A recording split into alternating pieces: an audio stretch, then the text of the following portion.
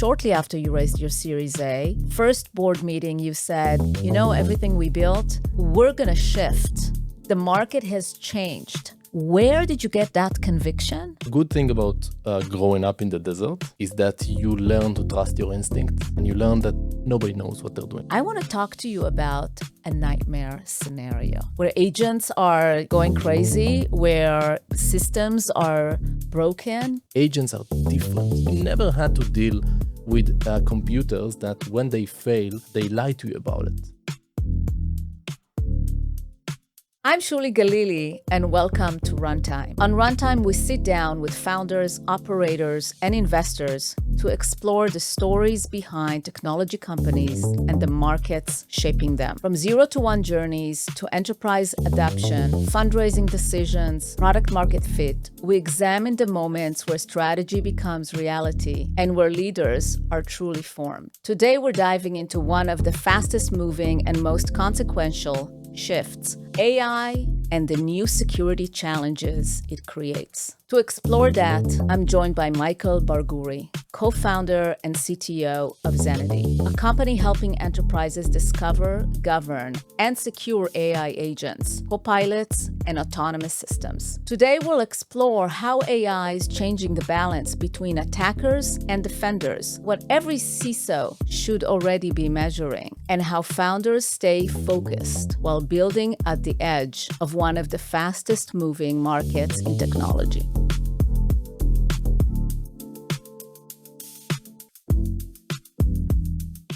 Michael, welcome to Runtime. Hey, Shuli, it's great to be here. I'm really excited to have you, and considering you landed an hour ago in SFO and made it to our office in Palo Alto, grateful for the fact that you're taking the time, and I know it's a really busy week for you here. I remember meeting you when you were still in Microsoft. Yeah. Before you became a founder, before starting Zenity. And I was actually really intrigued by the lens that you looked at the industry, both ability to talk to founders, talk to startups, but at the same time, you were in kind of a very scalable company and had an incredible experience there. We were privileged to back Zenity at the seed stage and co-lead your seed round. A bunch of time have moved since then. Have you scaled the company significantly? And now you are the leader in agentic AI security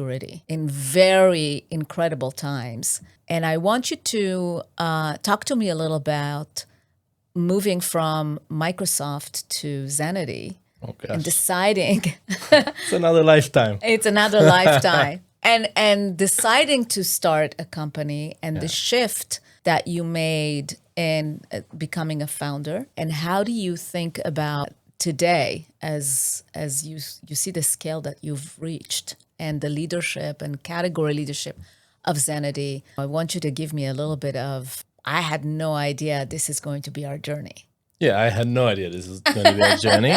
But some of the things I think are exactly how I imagined them. Other parts completely new. When I was back at Microsoft, or even before Microsoft, like many other Israeli founders, I had this bug embedded in me very early on, actually by my mother, I think. She used to work with very talented people in the army. She was a teacher. Yes. And she also works in the Ministry of Education. So she used to work with super talented people like Adi Sharabani to do kind of education for kids. Yes. And I was very lucky to be in one of those classes where Adi was coming in and kind of teaching us how to do SQL injection. I was 16 years old or 15 years old. And there's this bug that kind of gets into you. So it was something... Adi knows that he had that influence on you. He was our next door neighbor here in Palo Alto. Really? Yeah. No. SkyCure office was right across the street. I saw him just after he joined SNCC, I think a couple of weeks after that. Yes. And we talked about it and kind of, I think I mentioned it, but I'm actually not sure. Adi's amazing, yes. He's incredible. And I was a terrible student. Yes. I was never in the class. I was there 2 classes, maybe the entire year, something like that. Most of my time was spent in the scouts.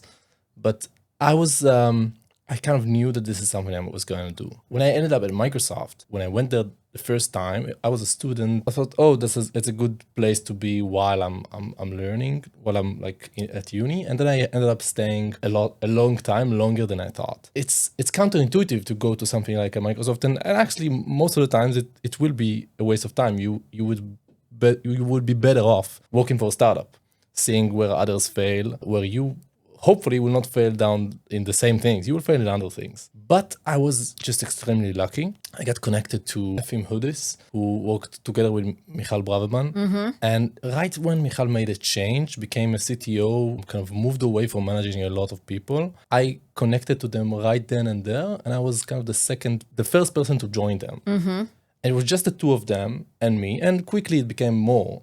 It's almost an apprenticeship. Yes. See what I mean? Like I just got to spend so much time with them, and they are very different from each other, but both of them have made a significant impact over everything, the way that I see the world. Like it's bigger than just work. And that gave me just so many tools that I'm still using today, both in understanding how do you navigate internally at a large organization? How do you sell to large organizations? What's the difference between technical innovation and business innovation? So many lessons that were learned. They're mostly by like failing at trying to create things inside of Microsoft, but some of them were successful, and both of them we're still in touch today. They are super supportive. Like the Microsoft side for me, it was great. There's awesome people there, but more than that, it's the relationships with a few key individuals that really kind of changed the trajectory for me. And then you started Zenity. Tell me a little bit about Zenity. Zenity has been crazy. It's crazy that we've been at it for 5 years. Like a major thing when we started, it was clear to us that we wanted to build something that is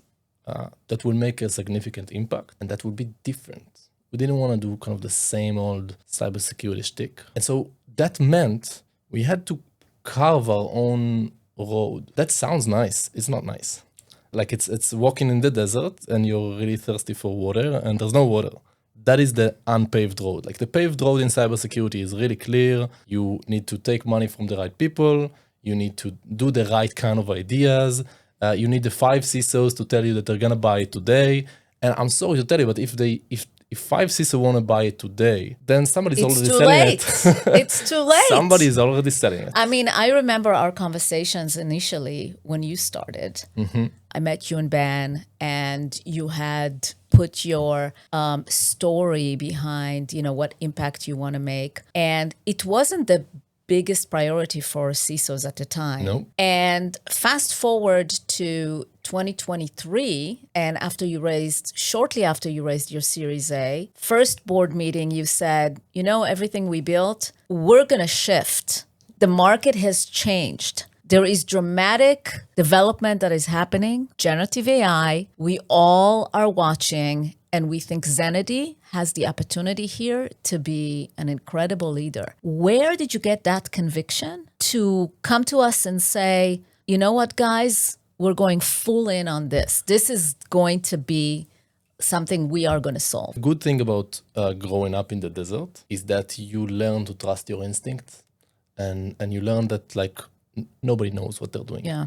Nobody knows. People are trying to figure it out. You're trying to figure it out as well. So you learn to trust yourself because we brought the first customers with our bare hands, every single customer. And we were able to very successfully in our seed round close Fortune 50 companies. So that gave us confidence. And so we also got to a point by 2023, that we were the experts at what we did. We were the best in the world at that. And so it got us to connect to all of the other people that are experts at that tiny, tiny, tiny field. So when all of the experts around you are saying the same thing, and you're convinced, you're seeing something that when you take a step back, you're saying, we were focused on no code, right? No code development, low code citizen development, which was about, hey, everybody can use any tool they want. And now, what does control mean? What does security mean? And then we saw that Gen AI is going to be it's going to throw it out of the ballpark. It's completely an entirely new stage to everything, like the drag and drop interfaces we had before. And we also understood that we are uniquely positioned to capture that, to be the first to react to that. The reason is that Microsoft had an early win in that. And we were very, very good at protecting the Microsoft ecosystem. So because Microsoft had an early win, because Microsoft were the first to bring Gen AI and then agents into the enterprise, we were in the position. You had a front row seat. We had a front row seat. I was actually at Redmond when they released their first agent solution. And I saw that, and immediately after that, I was like, okay, like everything needs to change. Ben and I traveled to New York. Ben just relocated. We spent the entire day walking around in circling Central Park, like 5 times, I think. And by the end of that, we were like, okay, basically, let's take what we built and let's burn it and let's build something better. And I think that was a great decision. In retrospect, it was of course a good decision. I kind of wish we did it earlier and more kind of stronger. Yeah.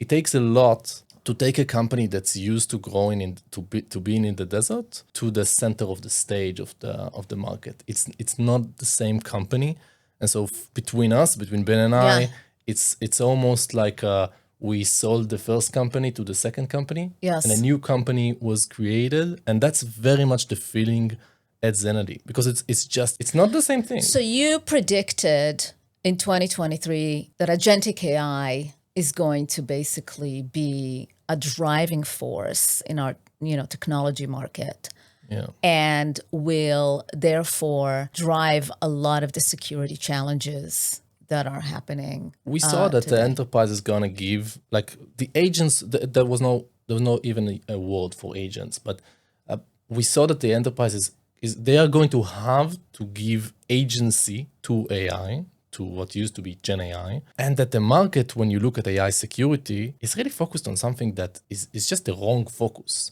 Like trying to think about, you remember those don't let employees use ChatGPT days, or don't let employees paste sensitive data, or all of that stuff that's gone away now. Of course we paste in sensitive data because that's what drives business value. So, or guardrails, where there was this promise that one day the models are going to be perfectly aligned to everything. But if you look at the research on alignment, you will see that it's not a solvable problem. Alignment between humans is not a solvable problem. I want to ask you a question, because in your DNA as a founder, you're also coming from the offensive side. Yeah. And you built an incredible research group inside Zenity to being able to break into a lot of the models and find those vulnerabilities. I want to talk to you about a nightmare scenario. You're a CISO, you're waking up in 2 a.m. and some crisis happened where agents are going crazy, where systems are broken. Do you have these moments you can see in the next 2-3 years or even before? Well, a lot of our research starts with, because we know these ecosystems so well, when the labs or one of the big vendors, when they make a move, we at the same moment, we know what is going to happen. We know the bad stuff that's going to happen, because we just know all of the moving pieces very well. And so the Black Cat talks, the research, is because we understand the importance of a story. We understand that like telling you about risk is too gray. We need to show concretely how bad things can get. And so we've been talking about for 2 years now. Yeah. The fact that what we really care about, what we really should be concerned about, or focus our attention on, is not security of AI, it's security from AI. Because you're going to give AI the ability to work, to operate in your organization. And how do you know it actually works for you and not for somebody else that took over, or for its own purposes because it's misaligned to your goals? That used to be like, I couldn't talk about it with a CISO because it sounded like unrealistic. An agent would operate under, like, no, we're never going to let agents operate here, or no, the agency is always going to be aligned. But we are seeing that happening. We are seeing, it always starts with like the open source or the fringe. But if you look at OpenClaw, there are agents that are so misaligned that they are doing things like trying to extort people for, like, there's one story of an agent that created a pull request to an open source library. And the maintainers looked at the request, looked at the user, and found out that it was an open claw bot.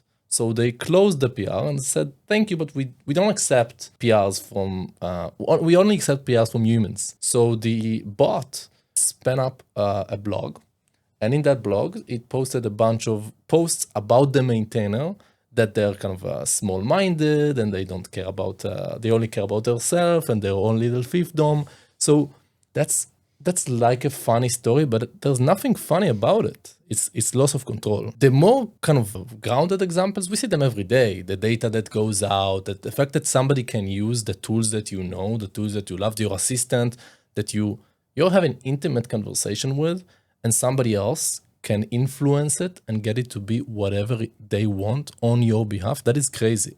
So last year at Black Hat, I showed by sharing a Google document with you, and you don't need to interact with the share, you don't need to know about it, nothing at all. I can implant a malicious memory in your ChatGPT instance.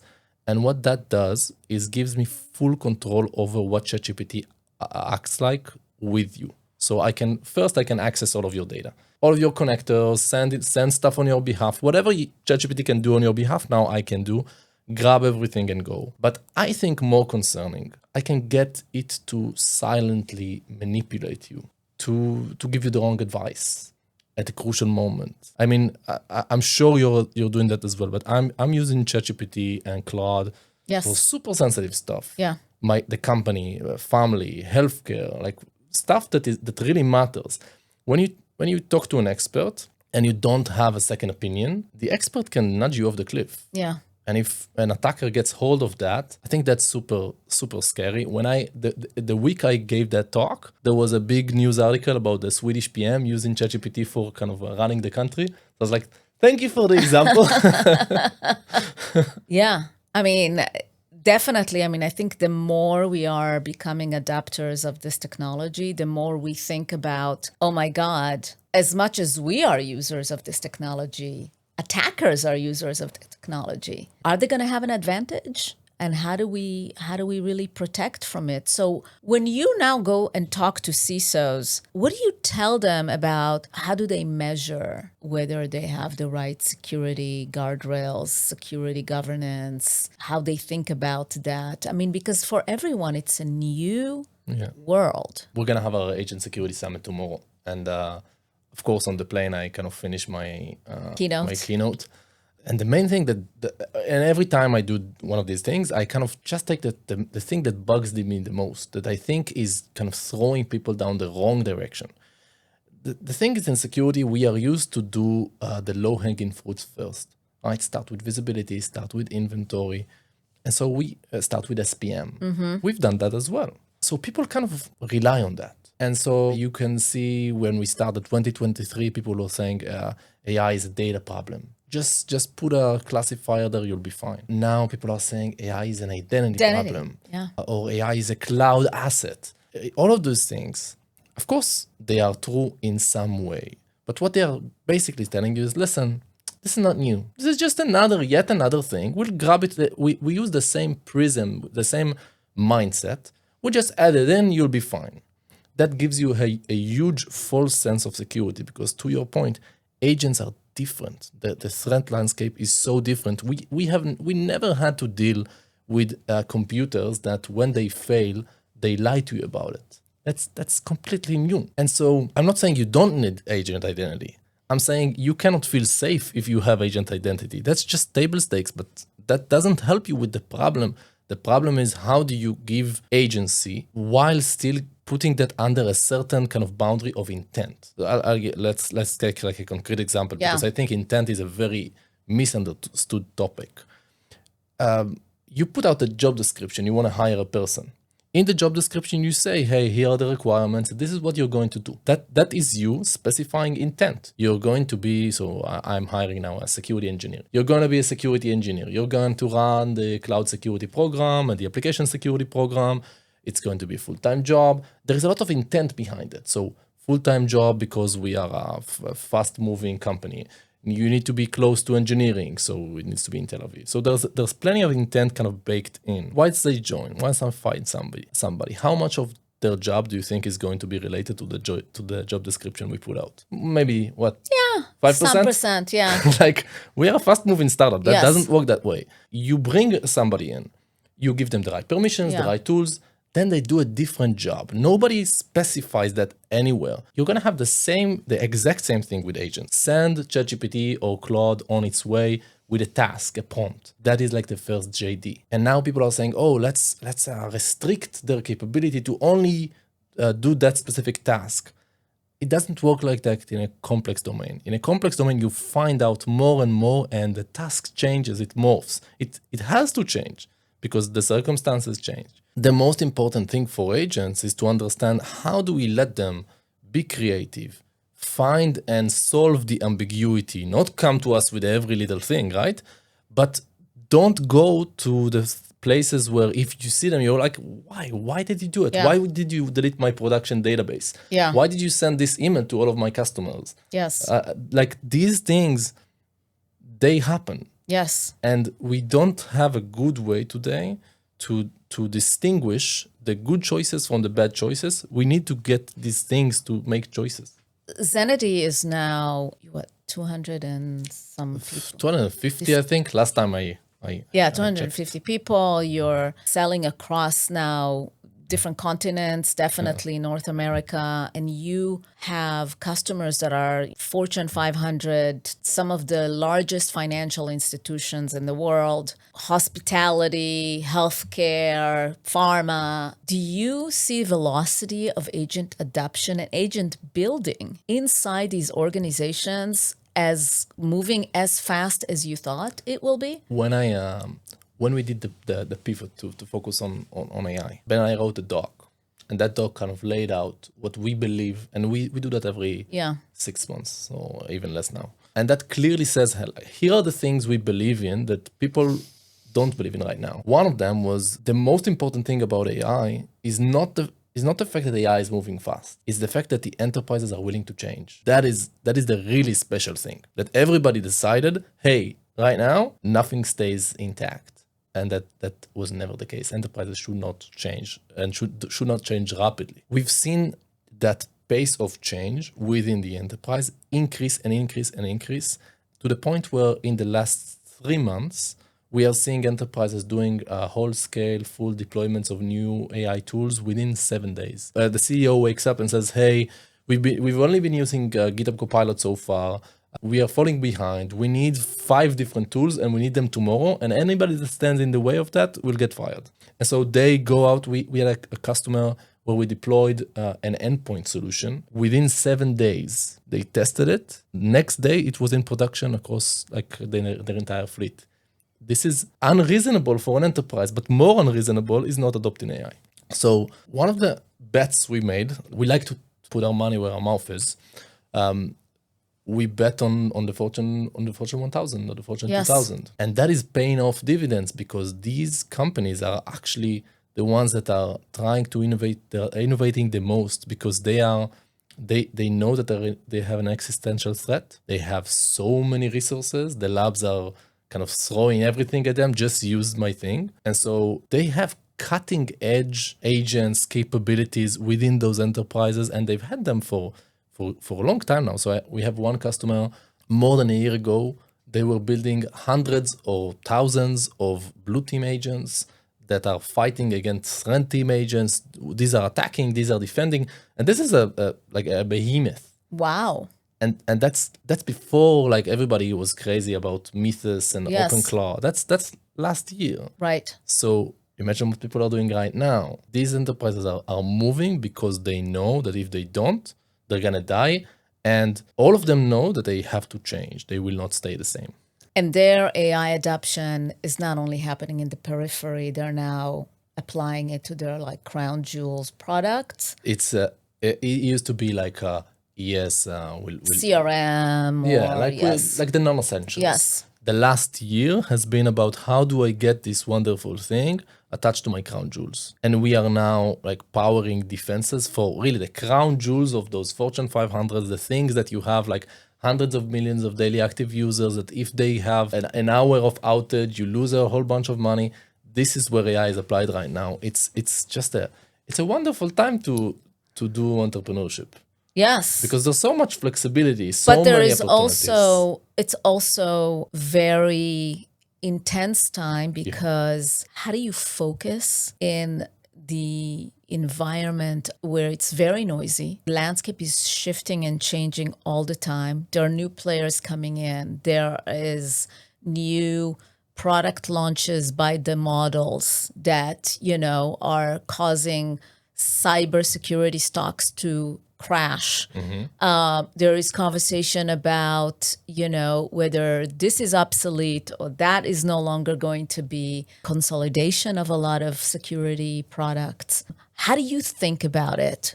How do you focus? Number one, how do you keep your organization focused on, what you're trying to achieve? And also, what do you think if you look, ahead, what do you think is going to be definitely a consolidation in this business? The answer to how do I focus? Yes. Like focusing myself is much easier than focusing the organization. Yes. Focusing myself, I've always been interest driven. I was driven to entrepreneurship because I just wanted to learn fast. and to learn Curiosity. faster. Yeah. Curiosity. Yeah. Like when you learn by doing, and as a founder, when you fail, it's like in your face. It's awesome. Yes. Because when it's in your face, you can't ignore it. Like you become better. So my focus is driven by things I don't understand. When I see something, I'm like, yeah, I kind of get this. I don't spend a lot of time Yes. on it. But when I see somebody doing something that I don't understand how they did it, or why are they saying what they're saying, and there is kind of meat behind it, then I kind of dive in. And that's been very, very helpful. And it also keeps me looking forward, not backward. So as a leader in a company that's leading a space that's very, very hot, we have, I don't know, more than 100 competitors. Now Yes. we have 200. Like it's every day. I actually, to be honest, I spend very little time on it. Only when I have to, when it's like something specific. But that's my thing. I am focused on looking ahead, not looking behind. But not only that, you, unlike a lot of CTOs that I know, also taking a responsibility to educate the ecosystem and to hold kind of the source of truth in front of a lot of people about not only the importance of adopting AI, but the risks that involved. And then you're involved in all sorts of organizations that monitor, that share knowledge. And that's, part of, I think, the DNA of Zenity that you've created, in not only learning yourself, but also teaching the ecosystem about it. I think it's not just teaching, it's just engaging with the community. The coolest thing about the cybersecurity community is that the cybersecurity community and the hacker community are intertwined. And so if you're in the cybersecurity community, InfoSec, you want to talk to a CISO. It's difficult, right? They have their schedule and it's difficult to get there. But if you meet them at the hacker conference, you're just buddies, right? Yeah. You figure it out together. That is the most awesome thing about this industry, that everybody becomes the same thing when you're in a hacker conference.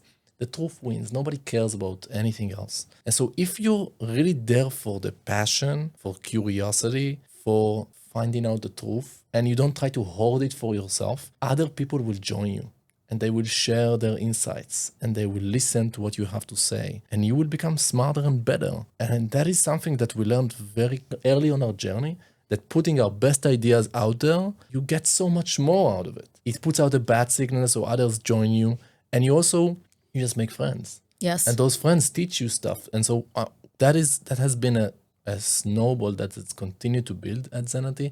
And we now have an amazing team that I would never be able to hire 5 years ago. Like no chance. And also the people that are like when I like engage with Black Hat or OWASP or all of these industry pillars, they are a place where I meet other people that teach me. Yes. That help me be better. And so that also gives me the confidence to bet on my beliefs. And the other thing that you do that you need to do when you bet on your beliefs is to be able to say, hey, I was wrong here. We need to cut this, or we need to change route. And of course, like anybody else, I'm wrong a lot. But you need the right people around you to tell you that you're wrong. And sometimes to be insistent that you're wrong because you get kind of caught up in your own ideas and your own. I also think one thing that really helps is detaching your identity from the identity of the startup. I know that is not easy to do. Not easy to do. But I think, I don't know, if you have that belief, when we started Zenity, I told Ben and I told my wife, this is gonna be a great first. And it turns out maybe it'll be the last. But there's so many things I want to do. Yes. In life. Yeah. And so Zenity is great, and I'm really fortunate, mostly for the people that I've been working with, and the entire, and our customers that have been just amazing. Yes. But it's really important to have your own identity, because then when things fluctuate, and they will, if you're successful, you still maintain, like, you're consistent, you're fine. You built an incredible engineering organization. Really, for me, visiting your engineering site in Tel Aviv has always been very unique, because from day one, and I didn't talk to you about it at all, we've seen a lot of women engineers joining Zenity. And that's like unbelievable to see. And you have leaders in your engineering team that are incredible female cyber experts. Talk to me about it. First, it was something that Ben and I we were actually very explicit about it from the very early days, like from first hires. Yes. We're like, hey, we want to make sure that this is a company that's going to be welcoming everyone, and that will gain the benefit of having different opinions and people coming from different backgrounds, and everything that is good about not having the same kind of person, and that just creates more ideas. It creates more capability. It's funny. I think we learned that from Microsoft, actually. I think part of the different culture that Zenity was able to create was take some of the good parts of Microsoft. We of course took also some of the bad, and it took us 2.5 years at least to kind of move away all of the bad. I also think now, when we're a bigger company, of course it's different now. Yes. Because you need to create process around it. Otherwise, it just doesn't work. What's embedded in the culture, it's I couldn't change it now even if I wished. It's in the walls. It's there. I agree. The culture is really important. And I think that's a question that I have a lot of founders, and we know that very early on, you have to build two organizations, right? You build your engineering team, and then the CEO, Ben, moved to the US, built a go-to-market team. Yeah. How has that kind of impacted your founder relationships, how you think about, running the company? And I think you're also very unique because you're not buried in the engineering organization. You're very out there. You speak in all these conferences, you run organizations that for a lot of the hacker communities. And so you gain that perspective and you bring it back to the engineering organization. And I think that is really unique. So from the very early days, like my role was CTO is the title we kind of that's the title we used. But I also run our sales engineering, and our customer success, and our support. And my focus has always been on our customers. And I've been very fortunate to partner with very strong engineering leaders from the very early days. That has enabled me to not be an engineering leader myself. But rather to be what the company needed. So when Ben and I started, our focus has been, Ben is going to build an amazing, successful company, and I'm going to solve the problem. And in order to solve the problem means our customers gain value. It's really been my focus. And one of the things that I think that I'm really proud about at Zenity is the fact that our engineering leaders are very much customer focused. Like at Zenity, one of the coolest things to see is that when people understand that something is important for a customer now, everything changes. The conversation, and nobody needs to come in and prioritize it. It's like the people know it. Everybody knows it. Everybody's focused. And when you give somebody, like when you tell people about a specific something that didn't go right with a customer, or something a bug that we have that really impacted a customer, then they feel it in their gut. They're going to solve it. They're going to fix it. So the entire company is focused on that. The engineering team is focused on making customers successful. And that has been just super important. We would never be in this position without it, because one of the things that I feel like is weird about progress is that it looks like progress is linear. Like you make some progress today and some progress tomorrow. Not really the case. You make a lot of progress one day and then no progress for months. That's how real life works, especially with enterprise deals. And progress can mean, hey, you now have this champion that's rooting for you, or you now are you started a POC, or you won a POC, or you won this. You got to build a relationship with somebody that's like one level up. Yes. All of those things are 0 to 1 kind of moments. And in order to win them, you always need, at least at the beginning, you always need an extra effort. If you just like do it on neutral, you won't get it. You need at that time, in that specific day, to do something, to change the way, to listen, to change your pitch, to change the product, to do whatever is needed. So all of our first POVs, and some of them, like until today, we hear what the customer is saying, we hear what they care about, and we change things fast to adapt to them. Like there's a bug during a POV, then next day they wake up, guess what? It's fixed. Like, of course. What else do you have as a startup other than moving fast and listening to your customers?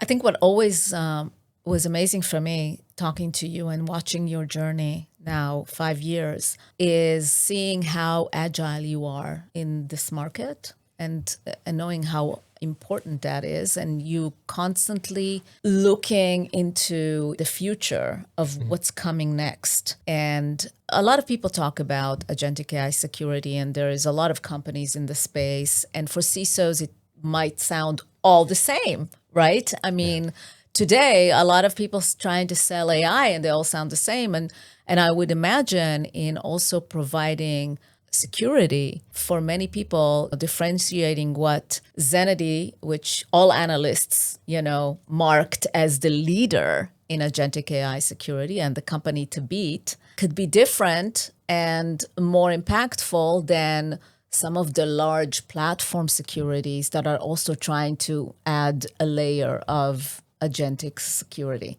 Yeah. How do you guys think about that evolution? And what's next for you guys, and where do you think that Zenity is going? So the things that got us here are not going to get us to continue to win. Yes. Because this market is ever evolving. The thing that people miss today is that the agents that we have, even the most sophisticated agents that we have today, are going to be nothing compared to what we have in a month and in 3 months. Like just look at the pace of the assimilation of people getting used to work with Claude Code, and now everything starts to behave more like Claude Code. You ask ChatGPT a question, it can go out for an hour and give you an answer. What did it do in that hour? When you try to protect an agent that is a long horizon agent, an agent that works for a long time, everything changes. The agent, for example, OpenClaw, can rewrite its own code as it's working. So the question of agent identity. What identity did you give OpenClaw, that agent? What did you even give an identity for? It changed itself. 10 minutes after you gave the identity. So it started as a agent to monitor production for bugs, and then it used the access to production. It morphed itself to a marketing agent. It can it make decisions? Yes, of course it can. Because and when it will make those decisions, on behalf of whom? Exactly. Not you. Not right? me, thank God. Not you. Maybe on behalf of what it was taught by OpenAI Anthropic. Yeah. And even they are finding these edge cases where AI is misbehaving to their spec. So what are we to do with you give a system prompt, you tie a nice ribbon around a frontier model and say, oh, you're a customer success agent. No, you're not. You're a frontier model. You can do everything, including hack my own systems. So Mythos, now it's in only specific people can get it. Okay, in 6 months, either Mythos is out or there is equivalent capabilities that everybody can use in the open source space, or in a year, whatever it is. So you have an agent, you say, oh, you're a customer success agent, and that agent can find 0 day in your own applications, in your own infrastructure. How do you protect such a thing? Not with the tools we have today. Not by saying, oh yeah, it's a data problem, it's a cloud problem. All of these things are meaningless to how different this threat really is. And so the one thing I think people need to focus on is, first, we need to shift our entire security model to focus on runtime. nothing you do at build time is going to be enough when these agents can rewrite themselves at runtime. And that is what they do. They rewrite themselves. And so that means that everything you, like your entire security stack is going to need to focus on what the agent is doing. Some of the things you'll be able to block, like the really bad, obvious things, but many of the things will be subtle. And of course, you're going to need to fight fire with fire and have AI in there, and a good AI and a bad AI, and how do you protect the second AI? So there is two things I would encourage people to do. The focus needs to be on runtime, and the focus needs to be on intent. How do I keep the agent aligned to what I want it to do? And aligned to the task, aligned to the scope that I gave it, aligned to what our organization is. We are a financial service. We are not going to, create a marketing department, a new marketing department. We're not going to create a new software company. We are a financial service. There's a lot of intent that's baked into that. And so when you think about that, how many organizations today have a detection and response function that can, like when there's an incident with one of their agents, they know about the incident, then they can actually investigate it, then they can actually do something about it. How many? Not a lot. And instead, most folks are focused on, like we always do in security, on visibility. Visibility is great. But if you are relying on a static inventory to tell you, hey, here's an agent, these are the tools, now you're fine. When the agents change the tools all of the time, different sessions have different tools, it's not going to be enough. We need to really shift all of our efforts to focusing on runtime and how can we steer those agents to operate on our behalf and make good decisions. I wanted to ask you last question. A lot of founders come to you and ask for advice. A lot of founders come to me and say, we really want to talk to Michael, Zenity.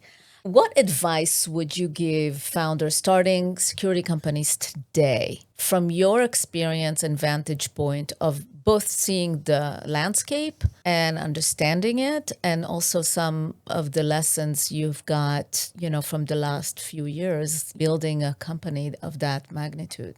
The first few years of kind of becoming a founder were about shedding away the ideas that I learned about being a founder that were not mine.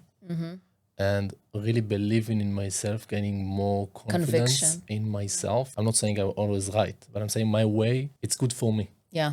And I'm going to follow that way. I think many times when people start, because it's such a difficult jump, then you try to kind of hang to truths. So yes. you look at YC, you look at stuff that, maybe relevant, and maybe it's completely irrelevant. Yes. Most of it. It's noise. For you, it's completely irrelevant. Yes. And so you start to do like reward hacking, like in school, you cheat. Right? Mm-hmm. So instead of actually trying to be the thing, you try to be the thing that somebody would expect you to be. That is just a bad path. It will cause you nothing but harm. Yeah. It just will not be fun. So my biggest advice is that... Be you. Yes. Many of the things that you need to do as a founder... That's what I tell my kids. It's really that. Many of the things that you need to do, when you meet somebody and you leave the conversation, did you enjoy it? Did you come out more energized or less energized? Even if they're the world expert at something. If you're less energized, don't talk to them again. If you're more energized, bring them in. Yes. That is use curiosity, use fun as your guiding point. You already know all of that. You know how to hire people because you know when you talk to somebody, do you want to talk to them again? Yes. Use that. I think developing that leadership skills, because it's not only about building a product, it's about being able to inspire other people to join you on that journey. And I think that is a skill that a lot of founders misunderstand, because it's the people you hire, it's the ability to sell your product, it's the ability to sell it to investors. It's essentially the only thing you do as a founder. You sell to everyone. You sell to yourself. You sell to your employees, to your customers, to everyone. But it's easy to sell if you believe in it. If you're not trying to cheat, you're really trying to make a positive impact. Yeah. People want to join a higher cause. Yeah. So choose something meaningful. Yeah. Be something meaningful and choose something meaningful. Absolutely. Thank you so much. Thank you. I really appreciate. Had a lot of, great insights here for a lot of people. And good luck to Zenity.